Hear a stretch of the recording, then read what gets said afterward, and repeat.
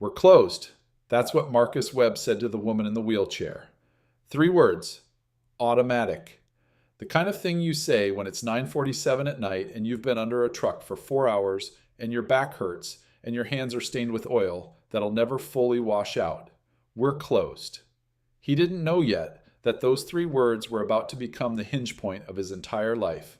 That this moment, this rainy October night in Columbus, Ohio, would divide everything into before and after.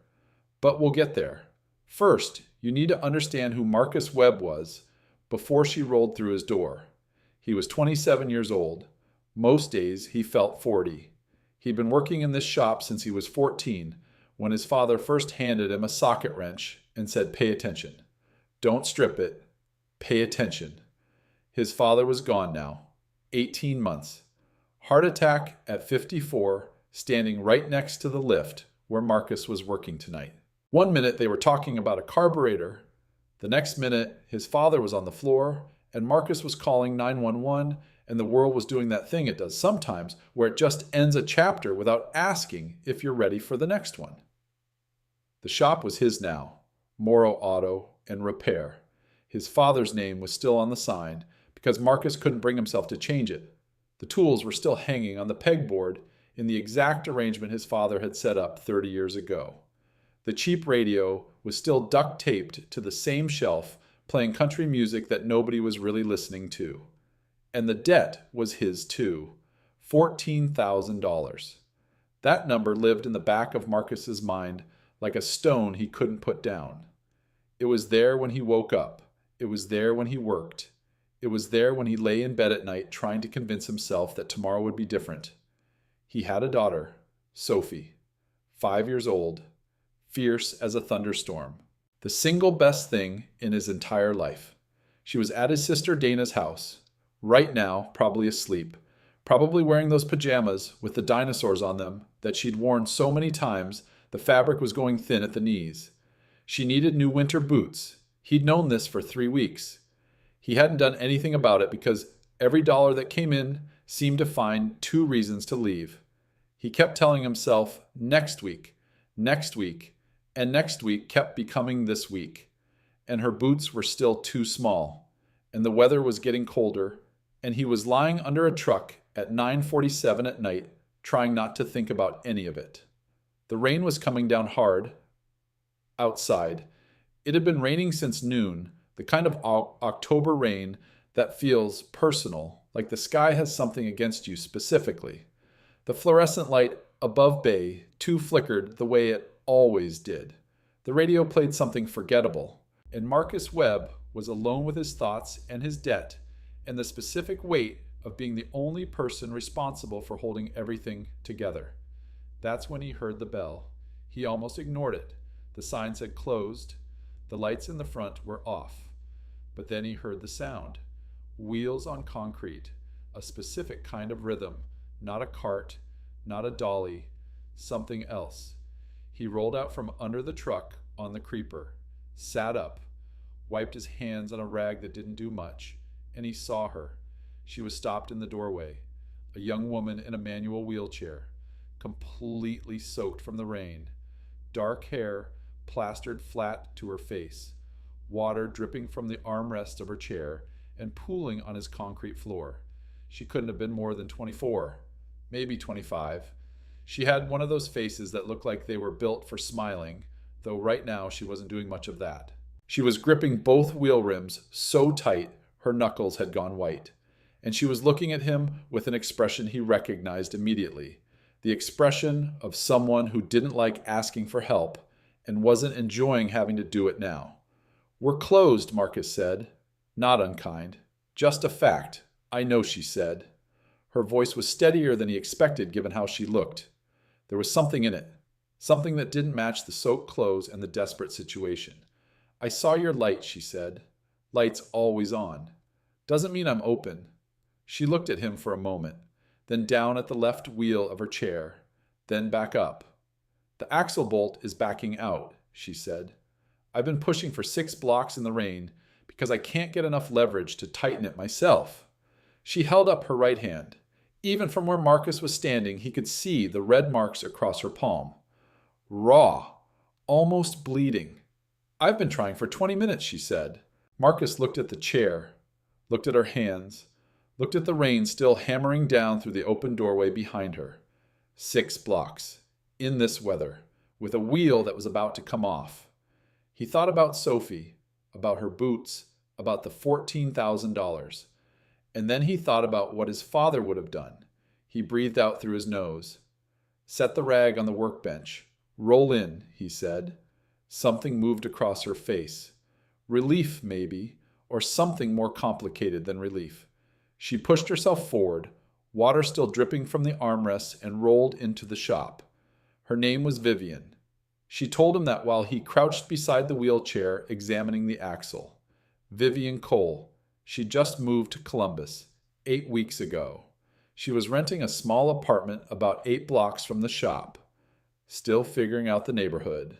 Still learning which sidewalks had curb cuts and which ones forgot that people in wheelchairs needed to actually get places. "How long?" Marcus asked. He nodded toward the chair without looking up from the axle. "How long have I been in it? Yeah. 8 months. Car accident. I was a marathon runner before. I did one in the spring right before everything." She said it without bitterness. Just a plain fact. Something that had happened to someone she used to be. "Now I'm figuring out the logistics," she said. "You're doing all right," Marcus said. He meant it. 6 blocks. In this rain with a loose axle wasn't nothing. "I'm doing something," she said. "I'm not sure all right is the word." He found the problem in under 2 minutes. The axle nut had been cross-threaded at some point, probably when the chair was assembled. It had been slowly walking itself loose ever since. Another week, and the wheel would have come off entirely, possibly on one of those uneven sidewalks, possibly going downhill. "This wasn't put together right to begin with," he said. "I bought it through my insurance," she said. And there was something in her voice when she said that. A dryness. A bitterness that wasn't quite bitterness. They approved the cheapest model available. He looked up at her. She met his eyes without flinching. Something passed between them in that moment. He didn't know what to call it, just a recognition. Two people who understood what it felt like to be given the minimum when you needed something more. "Sit tight," he said. He went to the parts bins in the back, found a replacement nut in under a minute because he kept his shop organized. One of the few things in his life that stayed that way. He came back, fitted the new nut, tightened it properly, and while he worked, she watched him with those steady, unreadable eyes. "You're good at this," she said. "It's a nut and a bolt. I've watched 3 other people try to fix things on this chair and make them worse. Being competent isn't as common as people think." He glanced up. She wasn't flattering him. She was just saying what she observed. He went back to work. When he was done, he stood up and tested the wheel with a firm push. Solid. The way it should have been from day one. "What do I owe you?" she asked. "Nothing," he said. She blinked. "I can pay." "I didn't say you couldn't. I said nothing. It's almost 10 o'clock. You've been under a truck all day. I interrupted your work. You interrupted me lying under a truck thinking about my electric bill. Honestly, you did me a favor." She almost smiled. Not quite, but almost. Something moved at the corner of her mouth. "I'm serious," she said. "What do I owe you?" He looked at her then, really looked at her. The wet hair, the red marks on her palm, the way she held herself in that chair, not defeated, not diminished, just present. Like someone who'd made a decision to face whatever came next and was keeping that decision renewed on a moment-by-moment basis. He thought about Sophie, about the boots she needed, about the $14,000. "Nothing," he said again. "Drive safe." She looked at him like that was the strangest thing anyone had ever said to her. Then she turned and wheeled toward the door. He held it open for her. She went out into the rain. And he watched her go for a moment, this woman, whose name he'd just learned, pushing herself through the dark and the water toward wherever she was going next. He didn't know yet that she'd come back. He didn't know that her chair would become the first thread in something he couldn't see from here. He just went back to the truck, picked up the wrench, put it down again. stood there in the quiet of the shop with the rain on the roof and the number still sitting in the back of his mind. $14,000. Sophie needed boots. The electric bill was due in 3 days, and somewhere out in the rain, a woman he'd helped for free was wheeling herself home, thinking about something she couldn't quite name yet either. Marcus picked up Sophie from Dana's house at 10:15. Dana was waiting at the door. She was 3 years older than Marcus, and she had the look she always had when he showed up late. Not angry, just worried. The kind of worry that lives in the eyes and doesn't say anything out loud. "She's asleep," Dana said. "Do you want me to carry her out, or do you want to get her yourself?" "I'll get her," Marcus said. He found Sophie on the couch, wrapped in a blanket that Dana had tucked around her, with the careful attention of someone who loved this child almost as much as he did. The dinosaur pajamas, the hair he still hadn't learned to braid properly, the face that looked so much like his own that sometimes it hurt to look at her. He picked her up gently. She stirred but didn't wake, just made a small sound and nestled her head against his shoulder like she knew exactly where she was. He carried her to the truck, strapped her into the car seat, drove home through streets that were still wet from the rain. At the apartment, he carried her inside and put her to bed. She opened her eyes once, just for a moment. "Daddy," she said. "Yeah, baby, go back to sleep." She closed her eyes, and then just when he thought she was out, she spoke again. "Daddy, why do you look sad sometimes?" He felt something crack in his chest. Just a little, just enough. "I'm not sad," he said. "Just tired." She studied him with those gray eyes she'd inherited from him. Eyes that were too old for a 5-year-old. "Okay," she said, "but you can tell me if you're sad. I'll still love you." He kissed her forehead. "I know it's baby. I know." After she was asleep, he sat at the kitchen table in the dark. The apartment was quiet. Too quiet. The kind of quiet that used to have someone else in it. Michelle had left when Sophie was 2. Not because she didn't love them, because she couldn't figure out how to be the person she wanted to be and also be here. That's what she'd said anyway. Marcus had nodded. He'd understood the words. He still didn't understand how someone could look at Sophie, at that face, at those eyes, and decide that finding themselves was more important than being present. He didn't hate Michelle. He'd tried to in the beginning. It would have been easier if he could hate her, but he just felt tired when he thought about her. Tired and sad and a little bit confused even now 3 years later. He kept one picture of her in his sock drawer, not for himself, for Sophie. For when she was old enough to ask questions he didn't know how to answer. "Where's Mommy? She's somewhere else, baby. She loves you. She just couldn't be here. Why not? I don't know." And that was the truth. He didn't know. He probably never would. The shop was all he had. The shop and Sophie and Dana, who watched Sophie when he worked late and never asked for money and made pot roast on Sundays and pretended not to notice when Marcus fell asleep on her couch at 8:30. He thought about the woman in the wheelchair, Vivian, the way she'd held herself, not broken, not diminished, just present. He thought about her hands, the red marks from trying to fix something she couldn't fix alone. He thought about saying nothing when she asked what she owed him. And he thought about the fact that tomorrow he'd still be $14,000 in debt, and Sophie would still need boots, and the electric bill would still be due. But tonight he'd helped someone, and that wasn't nothing. He went to bed. He tried not to dream about numbers. 3 days later, Vivian came back. Not because anything was broken. She knocked on the open bay door around 4 in the afternoon and waited until he looked up from the carburetor he was cleaning. "I've been thinking," she said, "about what the chair." He set down the carburetor, walked over. She explained it carefully. She'd done her research. She talked about pressure points, about how the standard cushion that came with the chair was made for short-term use, not for someone sitting in it 10 to 12 hours a day, about how the pushing motion was straining her shoulders in a way her physical therapist was concerned about how the chair was slightly the wrong width for her body, which meant she was compensating in ways she shouldn't have to. Marcus listened. He'd always been a good listener. His father had taught him that, too, though that lesson came less directly. More from watching the old man stand quietly while a customer explained what was wrong. Never interrupting, never assuming. Listen to what they're telling you. The problem's always in the details. You want me to look at it, Marcus said. I want to know if it's fixable, Vivian said. If it can be made better suited to the actual situation. He crouched down and really examined the chair for the first time, not just the axle, the whole thing. The cushion was foam over a hard plastic base, barely more than a seat pad.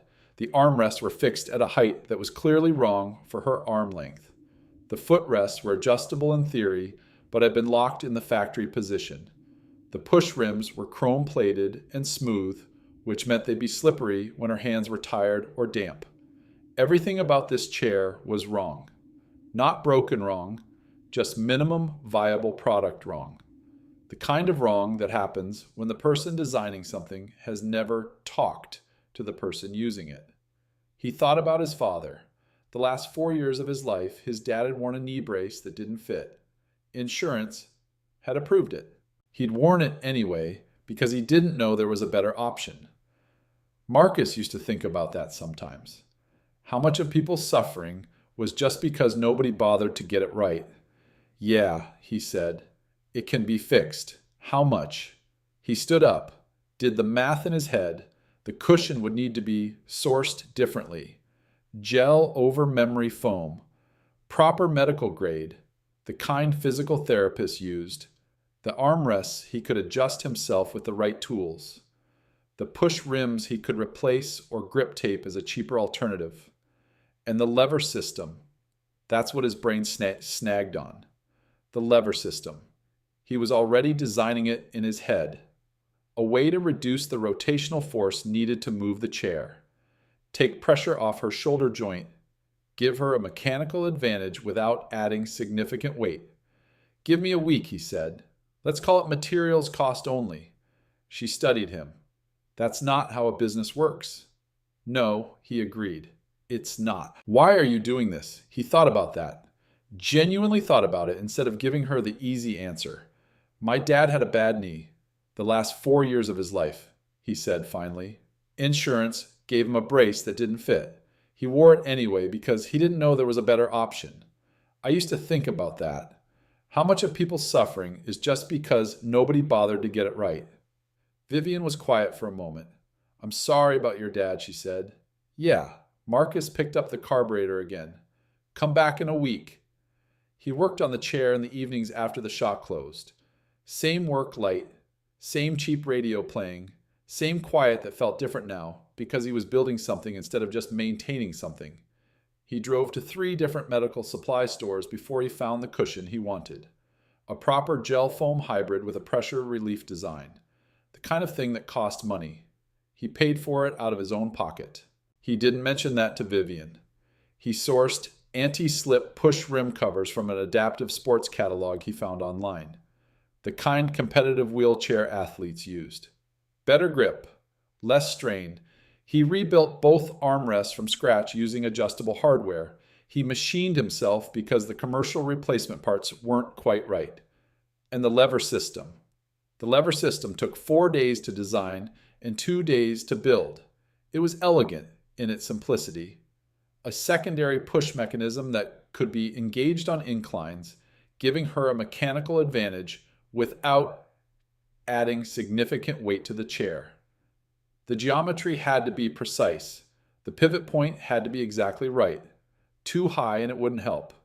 Too low and it adds strain instead of reducing it. He tested it in the empty shop, rolling the chair back and forth himself, tweaking the geometry until it felt intuitive, until you could engage it without thinking, without looking, without taking your hands off the rims. Sophie helped sometimes, in the way 5-year-olds help, by handing him the wrong tool and asking questions.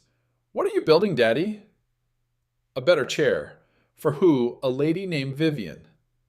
Does she have an owie? She was in an accident. She can't walk right now. Sophie thought about this with the serious concentration she applied to everything. Is she sad? I think she's working on being okay. That's different from sad. Yeah, baby, Marcus said. It is. She nodded. That's a good thing to work on. He looked at his daughter sitting on an upturned bucket, the wrong wrench in her hand. Her hair and the uneven pigtails he was still learning to do right. The small face that was so serious, so present, so completely herself. He felt the familiar combination of love and terror that parenthood had installed in him permanently. And then he thought about the money, the cushion, the push rims, the hardware for the armrests, the materials for the lever system. All of it had come from the same budget. There was no separate budget. There was just the one budget, and it was already too thin. The boots Sophie needed would have to wait another week. He looked at his daughter. She was examining the wrench in her hand with complete fascination, turning it over like it was the most interesting thing she'd ever seen. I have to make this work, he thought, not just for himself, for her. He went back to the chair. Vivian came in on Thursday as agreed. She rolled to a stop in the middle of the bay and looked at the chair Marcus was holding. He'd cleaned it, touched up the frame, replaced the wheel guards with heavier duty versions, and the modifications. The modifications were everything. She was quiet for a long moment. Try it, Marcus said. She transferred from her current chair with practiced efficiency, settled in, shifted her weight, put her hands on the push rims, rolled forward slowly, then back. Then she tried the lever. Something moved across her face. Marcus couldn't quite name it. It was in the region of surprise, but it wasn't exactly that. It was more like recognition, like finding something you'd been looking for without knowing you were looking for it. The resistance is completely different, she said. You should be using about 30% less shoulder effort on flat ground, Marcus said. More on inclines. I couldn't test that part here. She rolled across the shop floor in a wide arc, fast, confident. She stopped and turned around and came back. The cushion, she said. Gel foam hybrid, medical grade. You should feel a difference immediately. Give it 2 weeks. Your therapist should notice a difference in your posture and your shoulder strain. She was quiet again. That silence she did when something affected her more than she expected. Like she was giving herself a moment to handle it privately before she said anything out loud. Marcus, she said. Yeah, this is more than an axle bolt. The axle bolt was just the beginning. How much did the materials cost? He hesitated. 1 beat too long. She caught it. Marcus. How much? He told her. She closed her eyes briefly. Opened them. That's more than materials cost only. I rounded down. I'm not accepting charity. Then call it an experiment, he said. I've never built a lever system like that before. I needed to see if it would work. You're basically doing me a favor. She looked at him. You're a genuinely strange man. People tell me that. She wrote him a check for the full amount he'd quoted plus $50. He took it because he could see she needed to pay and because Sophie still needed boots. But she was smiling when she left, the kind of smile that didn't come quickly. He stood in the bay after she was gone, holding the check and thinking about the lever system, and already wondering if the geometry could be improved for a smaller person or someone with different upper body strength. That night, Marcus cashed the check and bought Sophie's boots. Red ones, white fleece lining, the kind of boots that looked like they were made for adventures. Sophie declared them the best thing that had ever happened to her. She wore them inside the house for the rest of the weekend. She wore them to bed until Marcus negotiated a treaty that allowed her to keep them next to her pillow instead of on her feet. She fell asleep holding one of them. Marcus stood in her doorway for a long time, watching her, feeling that combination of love and terror that never went away. We're doing okay, he thought. For the first time in a while, he believed it. Over the next 4 weeks, Vivian came back twice more, not because anything was broken. She said she was checking in, reporting how the chair was performing. But really, they were becoming something. Not romantic, not quite friends, something in between. His modifications were holding up well, better than well. Her physical therapist had commented on the improvement in her shoulder alignment. She'd been able to increase her daily distance without the fatigue she'd been fighting before. She brought coffee once.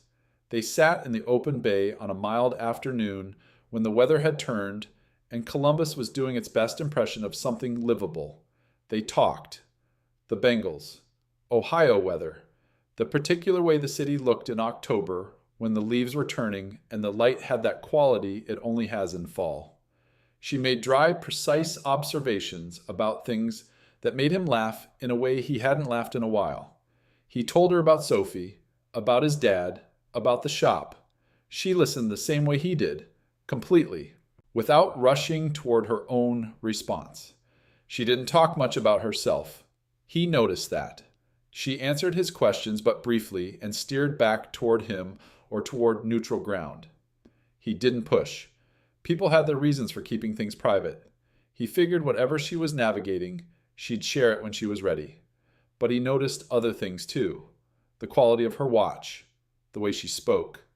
Educated, careful, the vocabulary she used without thinking. Small details that didn't quite fit the story of a woman who bought the cheapest wheelchair insurance would approve. He didn't ask, not yet. Something was coming. He could feel it, but he didn't know yet what shape it would take. 6 weeks after the rainy night, Marcus was opening the shop when a car pulled into the lot. Not a car, a Porsche Taycan. Electric, matte gray, the kind of vehicle that didn't belong anywhere near this neighborhood and knew it.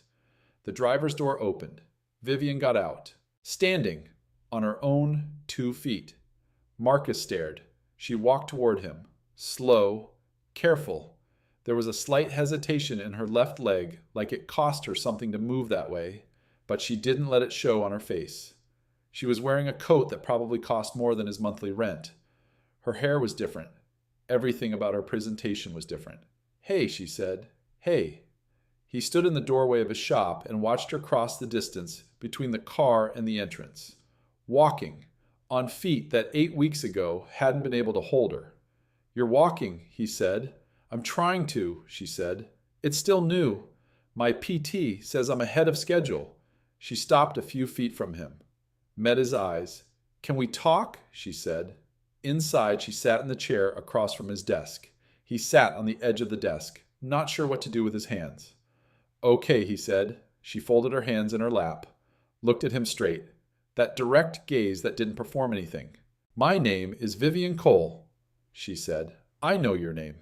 "Vivian Cole," she said again. "My father is Robert Cole." He stared at her. The name landed the way names do when you've heard them in a completely different context, and your brain has to reorganize itself to fit the new reality.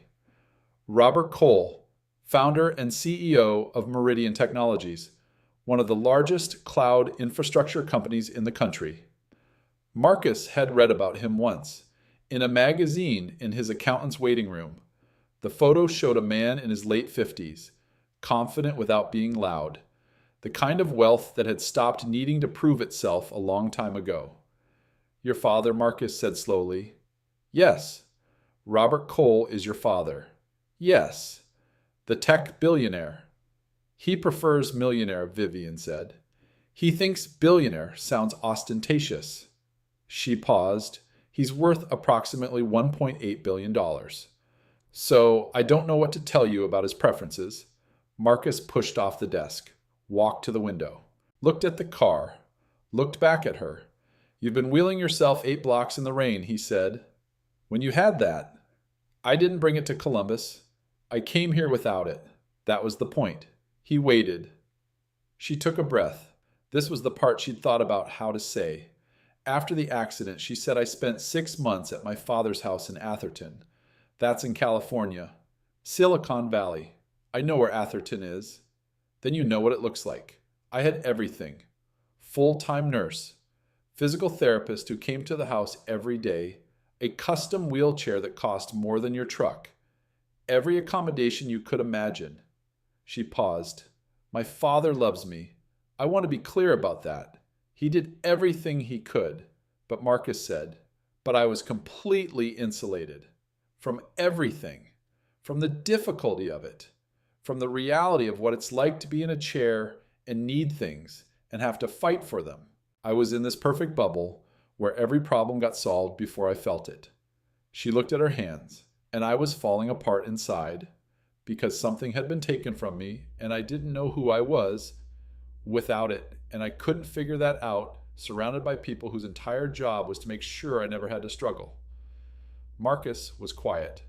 So I left, she said. I told my father I needed 6 months. I took a car. A modest car, not this one. I drove to Ohio. I rented an apartment. I put my custom chair in storage in California.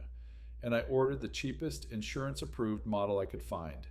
She met his eyes, because I needed to know what it was actually like. To be a regular person, Marcus said. To be me, she said. Her voice shifted slightly on that word, just enough that he caught it. I needed to find out who I was when nobody was making it easy. He stood there, looking at her for a long moment. 8 weeks in, he said slowly. You were 6 weeks into Columbus and your axle bolt backed out. On a Tuesday night in the rain. Yes, and you pushed it 6 blocks. I wasn't going to call my father's driver. There was something fierce in that. Something he recognized because he'd felt it himself. The specific stubbornness of a person who's decided they'll handle something themselves, even if it kills them. And you saw my light on, he said. I saw your light on. He exhaled slow. And I told you we were closed. You did. He walked back to the desk, sat down on the edge of it, rubbed his hand over his jaw. He was trying to find the place in himself where he was supposed to be angry, betrayed, used, the place that would make sense of the distance between the woman who'd sat in his shop drinking coffee and the woman sitting in front of him now. He looked for it honestly. He dug around. He didn't find it. You should have told me, he said, not accusing, just true. I know. I'm sorry. Not because of the money. I wouldn't have done anything different. I want you to understand that. I know, she said. Her voice was quieter now. That's actually why I'm here. To tell you that. Vivian leaned forward slightly. I've been thinking about what you said she said. About your father. About the brace that didn't fit. About people suffering because nobody bothered to get it right. She paused. Marcus, what you did with my chair, that lever system, the cushion, the armrests, my physical therapist had never seen anything like it. She asked me who made it. I told her a mechanic in Columbus. She laughed.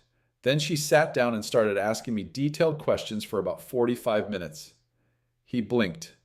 What kind of questions? About the geometry, the mechanical advantage, the weight distribution. She said she's been working in adaptive mobility for 11 years, and the lever modification was something she'd never seen implemented, that cleanly outside of custom orthotics labs that charge $8,000 to $12,000 per unit. Vivian watched him take that in. You did it in a week, in a garage, with parts you sourced yourself. Marcus didn't say anything. She wants to know if you'd be willing to consult, Vivian said. But that's separate from why I'm here. She met his eyes. Why I'm here is because in 6 weeks in Columbus and in all the months before when I was surrounded by people who cared about me, you're the first person who made me feel like a person instead of a problem to be managed. The shop was very quiet. You never looked at me like I was fragile, she said. You never finished my sentences. You never asked if I needed help before I asked for it. You just talked to me like I was someone who could handle things. Because you figured I could. She looked away for the first time since she'd started talking. You have no idea how rare that is. Before Vivian left, she told him she was returning to California. She was going to see her father, and she was going to tell him about Marcus. Marcus resisted. He didn't want anything. He'd helped her because it was the right thing to do. I know Vivian said, that's the whole point. She stood up carefully, walked toward the door. The people who actually build things worth building are never doing it for what they'll get. My father's been looking for someone who works from that place for years. He finds plenty of people who are skilled. He has trouble finding people who are good. She stopped at the door, turned around. The boots, she said. He frowned. What you mentioned weeks ago. Sophie had outgrown her winter boots. You said it offhand. I don't think you even realized you said it. He stared at her. She reached into the inside pocket of her coat and took out a small envelope. Set it on the step outside the door. Don't argue with me about this, she said. They're for Sophie, not for you. Pick your battles. He didn't pick up the envelope. Not yet. Vivian? Marcus? Her voice was firm. A little girl shouldn't have cold feet because her father spent his part's budget on someone else's wheelchair cushion.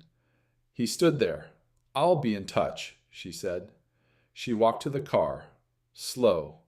Careful. Both feet sure on the pavement. Got in. Started it. He watched it turn left at the corner and disappear. Then he looked down at the envelope. Opened it. Inside was a check. An amount that covered the boots he'd already bought the parts for her chair, the late truck payment, and the electric bill he had been ignoring. Not more than that. Not a grand gesture, not charity with a bow on it. Exactly what he needed. Down to the kind of precision that told him she'd been paying attention, and she'd done the math. That night, after he picked up Sophie from Dana's house, Marcus sat at the kitchen table with a legal pad and a pen. He thought about the lever system, the pivot point he'd wanted to modify, the version he'd been imagining in the back of his mind. Modular, adaptable to different chairs, different users, different needs. He'd been thinking about it like a dream, not a plan, just a thing his brain went to when it was tired of the real problem. What if it was a plan he started writing? Not a business plan. He didn't know how to write one of those. Just notes, ideas, the things that had been turning over in his head for weeks. He filled 6 pages that night. Cramped handwriting on lined paper. Sophie appeared in the doorway in her pajamas holding one red boot. Daddy, what are you doing? Thinking about something. What? He looked at her. A way to help people who need to move better. She considered this. That sounds good. Yeah, baby. I think it might be. She climbed into his lap, put her head against his chest. I like when you think about good things, she said. He held her there for a long time. Something was changing. He could feel it. A door that had always been there was starting to open. 3 weeks later, Marcus was at the shop when his phone rang. Unknown number, California area code, a man's voice, measured, confident, the kind of voice that was used to being listened to. Marcus Webb. Yeah, who's this Robert Cole? Vivian's father. Marcus sat down on the stool behind the counter. The shop was empty. First thing in the morning. He'd just made coffee. The cup was in his hand. He set it down very carefully. She mentioned you might call, Marcus said. I've seen photographs of your lever system, Cole said. I had 2 of my engineers review it. They had questions. What kind of questions? The kind that mean they were impressed. One of them has a background in orthopedic engineering. He said your pivot geometry was, and I'm quoting him annoyingly, elegant for something that came out of a car shop. Marcus was quiet. I'd like to meet you, Cole said. I'll be in Columbus next week for a conference. I can drive to your shop, or I can send a car. I'll drive myself, Marcus said. There was a sound on the other end, something that might have been a quiet laugh. Vivian said you'd say that. They agreed on Thursday at 11, a hotel in downtown Columbus. Cole would come to Marcus. He'd insisted on that, and Marcus had let him because the shop had 2 cars coming in Thursday morning and he couldn't leave before 10. He spent the days between that call and Thursday in a state he couldn't quite name. Not nervous exactly, more like the feeling before a storm. The air pressure changes. Something in the atmosphere shifts, and your body knows something's coming, even if your mind hasn't fully committed to it. He told Dana. He didn't tell anyone else. On Wednesday night, he sat at the kitchen table after Sophie was in bed and tried to put what was in his head into something coherent. Not a business plan. He didn't know how to write a business plan, and he knew enough to know that showing up with an amateur imitation of one would be worse than showing up with nothing. What he put together instead was simpler. He wrote out in plain language what he thought the problem was, what was missing in the current market for adaptive mobility equipment, what he believed he could build. He wrote about the lever system and the modifications he'd already identified. He wrote about the modular design. He wrote about the price point, about the gap between the cheap insurance-approved equipment that didn't fit and the custom orthotics lab units that cost more than most people's cars. There are people in the middle who aren't being served. People who need something better than the minimum and can't afford the premium. I think I can build for them. He read it back. 4 pages, handwritten, his cramped mechanic's handwriting on lined paper from Sophie's school tablet. He folded it and put it in the inside pocket of his jacket and went to bed. He barely slept. Robert Cole was smaller than the magazine photo had suggested. Early 60s, lean, California tan. He was already at the table when Marcus arrived, a private room off the hotel lobby. Just the two of them. He stood when Marcus came in, extended his hand. His handshake was straightforward, no performance in it. "Marcus," he said, "Mr. Cole, Robert, please, sit down." They sat. A server appeared briefly, offered coffee, disappeared. Cole looked at him for a moment, openly, the way someone does when they're used to reading people quickly and have stopped bothering to hide it. Marcus looked back. He had decided on the drive over that he wasn't going to try to be anything he wasn't, and he was going to hold to that. "Vivian talks about you," Cole said, "the way she talks about things she thinks are important, which she doesn't do often and doesn't do lightly." Marcus didn't know what to do with that, so he left it alone. "She told me what you said," Cole continued, "about your father, about the brace that didn't fit." He paused. "She cried when she told me. She doesn't cry easily." Marcus looked at the table, then back up. "I didn't say it to make her cry," he said. "I know," Cole said. "That's why she cried." He leaned back slightly. "I want to ask you something, and I want you to answer honestly. Don't try to figure out what I want to hear." "All right. What do you think you have?" Cole said. "Not what you think you could build if someone gave you money. What do you think you actually have right now? Today. In that shop." Marcus reached into his jacket, took out the folded pages, set them on the table, but didn't push them across. "I have a lever system that works," he said. "I've tested it. It holds. It performs the way I designed it to, and I've already identified the modifications that would make it better. I have a modified pivot point prototype sitting on my workbench right now. I have a legal pad with 6 pages of notes on what a modular version could look like." He paused. "And I have a real understanding of what it's like to fix something for someone who needs it to work in their actual life. Not in a lab. That's not nothing." Cole looked at the folded pages. "May I?" Marcus slid them across. Cole read. He was a fast reader. Marcus could see his eyes moving. He didn't rush through it, but he didn't slow down for effect either. When he finished, he folded the pages back exactly the way they'd been and set them on the table between them. "The gap you are describing," Cole said, "between the minimum and the premium. Do you know what that gap is worth conservatively in the current adaptive mobility market?" Marcus shook his head. Cole told him a number. Marcus kept his face still. He'd gotten good at not showing the inside on the outside. It was a different skill than not feeling it. He was absolutely feeling it. "There are 2 or 3 companies operating in that space right now," Cole said. "None of them are doing it well. They're doing it like insurance companies. Minimum viable product. Maximum coverage of liability. Nobody's doing it the way you described." He tapped the folded pages once lightly with 2 fingers. "Building for the person using the thing. That's the only way that makes sense to me," Marcus said. "I know," Cole said. "That's what I'm telling you." He leaned forward, put his elbows on the table. This was the moment. Marcus could feel it. The room changed slightly, the way rooms do when the real conversation starts. "I'm not a charity," Cole said. "I want to be absolutely clear about that. I don't invest in people out of gratitude.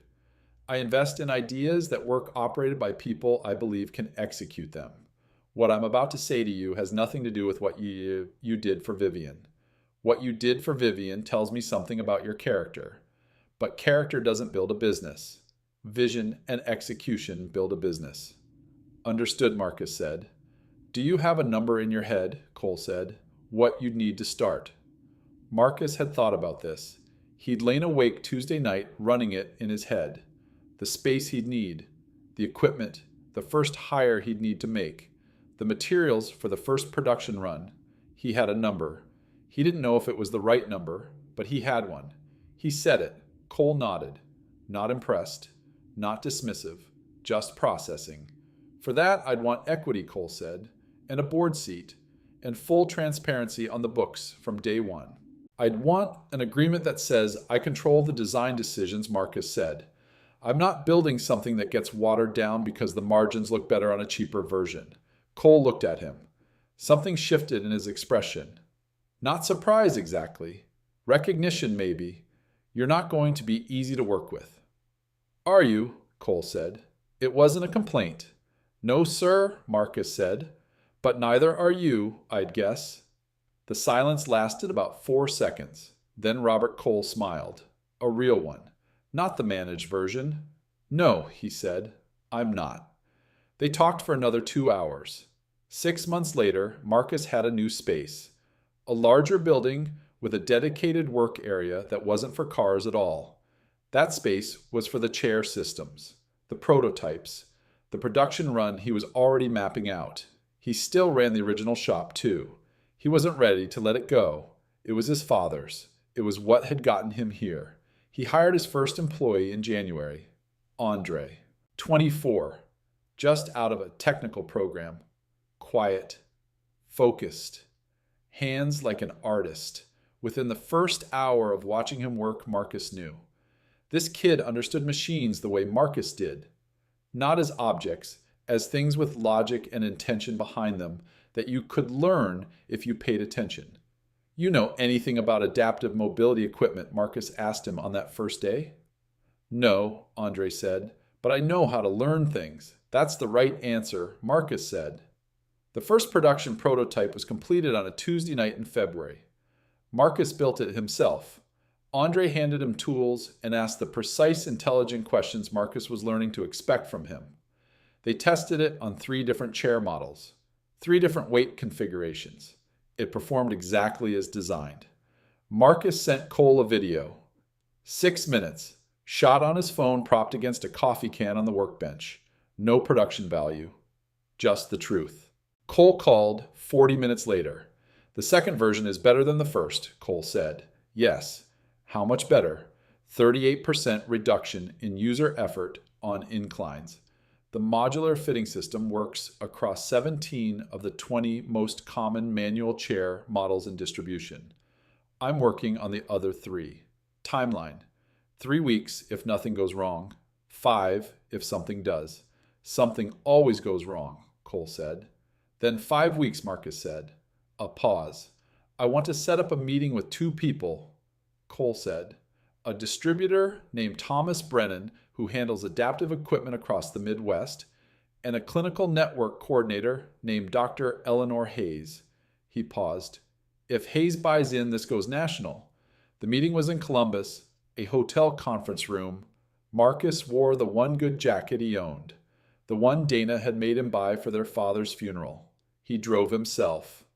Thomas Brennan was a practical man with a handshake that meant business. He'd been in adaptive equipment distribution for 20 years. He'd seen a lot of products, a lot of promises, a lot of things that worked in a showroom and fell apart in the field. Dr. Eleanor Hayes was different. She was a small woman with sharp eyes. She coordinated procurement for over 4,000 mobility aid recipients across 6 states. She had no patience for performance, no time for people who couldn't deliver. She'd been burned before by suppliers who promised scale and couldn't execute. She wasn't going to commit easily. Marcus presented, plainly, directly, no jargon. When he didn't know something, he said so. When he did know something, he explained it clearly. Hayes asked questions for 45 minutes. Technical questions, specific questions, the kind that told Marcus she'd already read everything he'd sent and was now testing whether he actually understood it or just knew how to make it sound good. At the end, she closed her laptop. I have a network full of people using equipment that doesn't fit, she said. Equipment that doesn't last. Equipment that actively causes secondary health issues. What's your lead time per unit? Currently 3 weeks from order to delivery, Marcus said. I'm building toward 2, and you can maintain the price point at volume. Yes, the modular system is specifically designed to be produced efficiently. That's not an accident. She looked at him for a long moment. I'm going to send you a data set, she said. A breakdown of unmet needs across my network. Chair types, user measurements, medical requirements. I want to know how many of those your current system addresses. Send it, Marcus said. I'll have an answer within a week. She nodded once. Then we have something to talk about. That night, Marcus picked up Sophie from Dana's house, later than usual. She was quiet in the car. At home, she climbed into his lap on the couch, put her head against his chest. Daddy, she said. Yeah, baby, you work a lot now. He felt something tighten in his chest. 5 years old, already noticing things she shouldn't have to notice. I know, he said. I'm sorry. She was quiet for a moment. I'm not mad, she said. I just miss you sometimes. He held her. Didn't say anything. Just held her. After she was asleep, he sat at the kitchen table in the dark. He thought about what Vivian had said once. Don't let the building become the reason you're not there. He made a decision. Sundays are off. Non-negotiable. No matter what. Dr. Hayes called on a Friday morning. Marcus was under a car at the original shop. A habit he hadn't broken. One morning a week back in the bay with his hands in an engine. Because that was where he did his best thinking. He heard his phone buzz on the workbench. Rolled out. Looked at the screen. Columbus area code. He stood up, wiped his hands, answered. Mr. Webb, Hayes said, I've reviewed your data analysis. My medical advisors have reviewed the clinical performance data. She paused. I'd like to place an initial order. 40 units across my 6-state network. Marcus leaned against the workbench. The shop was quiet around him. Morning light through the high windows. Oil smell and metal, and the ghost of every car his father had ever fixed in this space. When do you need them? He said. 8 weeks, and I want a field performance tracking system so I have data from day one. You have a field performance tracking system. I will in 8 weeks, Marcus said. A pause. The kind that means someone is revising their assessment of who they're talking to. 8 weeks, Hayes said. Don't make me regret this. No, ma'am, I won't. He hung up, set the phone down, stood there in the quiet of his father's shop. Then he called Andre. We just got 40 units, he said. The next 8 weeks were the hardest Marcus had ever worked in his life. And he'd been working hard since he was 14 years old, so that was saying something. He and Andre and a new hire named Diane built all 40 units. Quality review. Testing, shipping logistics, the field performance tracking system Andre had designed. Marcus slept 5 hours a night. He took Sundays off anyway, non-negotiable, even when part of him was screaming that he could get ahead if he just worked one Sunday. Just this once. He went to Dana's. He ate dinner. He watched Sophie run in the backyard with Dana's dog. He sat on the porch and drank coffee and let the week fall off him. One Sunday, Sophie climbed into his lap and asked him a question. Is the chair thing going good, Daddy? Yeah, baby. It's going good. She considered this. Are you happy? He thought about it honestly. The way she deserved. I'm tired, he said. And I'm happy. Both things. She nodded like that made complete sense. The 40 units shipped on a Tuesday in July, 2 days ahead of schedule. Marcus stood in the build space after the last pallet went out and looked at the empty shelving where the units had been. He felt a kind of hollow that he recognized, the gap between finishing something and knowing yet whether it worked. Now we wait, Andre said. Now we wait. Marcus agreed. They didn't wait long. The first field reports came back in week 3. By week 6, Dr. Hayes called. I'm looking at your tracking data, she said without preamble. 91% of recipients report significant improvement in daily mobility. Shoulder strain complaints are down 44% compared to baseline across the cohort. She paused. I have 2 physical therapists in my network who've contacted your company directly asking about clinical partnerships. Marcus was sitting at his desk. He had a pen in his hand. He put it down, and Hayes said, her voice shifted, not softer exactly, more direct. The way a person talks when they've stopped being cautious and decided to mean it. I have a woman in Cleveland, 67 years old, 11 years in a chair. She told her caseworker that the new equipment made her feel like herself again for the first time since her accident. The shop was very quiet. Marcus didn't say anything, made her feel like herself again. He thought about his father, the brace that didn't fit, the years of quiet suffering because nobody bothered to get it right. He thought about Vivian rolling through his door in the rain, stubborn, soaked, asking for help even though she hated asking. He thought about Sophie in her red boots, fierce as a thunderstorm, the single best thing in his entire life. He pressed his hand flat against the workbench. Cold metal, solid. "We did it, Dad," he said quietly. To no one. To someone. We actually did it. 1 year after the rainy night. Marcus stood in the build space of what was now called Webb Mobility. 11 employees across the region, distribution in 4 states, a standing quarterly order that had doubled twice, clinical partnership with a university, and on the shelf behind him, the newest prototype. 3rd generation, lighter, stronger, more adaptive than anything in the market at its price point. Sophie was there. Dana had brought her. She was moving through the space in her red boots, which she could still squeeze into if she tried asking questions that Andre answered with complete seriousness. She stopped in front of the prototype on the shelf, looked at it, looked back at Marcus. "You made that," she said. "We all did," Marcus said. She looked at Andre, at the others, then back at the shelf. "It helps people," she said. "Yeah, baby, it helps people move." She nodded, that solemn nod. "That's a good thing to make." He crouched down to her level, looked at her, the serious gray eyes, the uneven hair he was still learning to do right, the small person who was the reason he got up every morning through every hard stretch. "Yeah," he said. "It is." She threw her arms around his neck.